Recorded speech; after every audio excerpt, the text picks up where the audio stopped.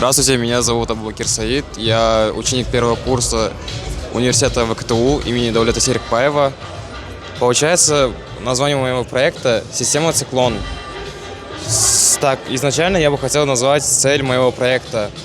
Основная цель моего проекта – это борьба против дробильных комплексов и загрязненного воздуха на горных месторождениях. Как работает моя система? Получается, на горных месторождениях мы ставим этот аппарат, и загрязненный воздух во время перевозки руды попадает в эту трубу. Благодаря простому закону физики под названием атмосферного давления, грязный воздух проходит через циркуляцию и проходит через фильтрацию. И уже с этой решетки выходит чистый воздух.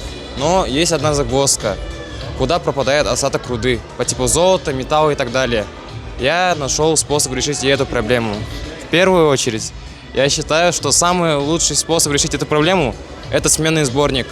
При желании в любое время и в любой момент можно будет достать сменный сборник из самой системы. Получается, благодаря этому решению проблемы мы решаем проблемы такие, как здоровье сотрудников.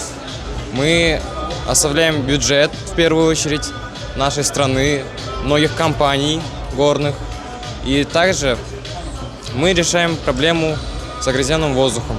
Спасибо большое за внимание.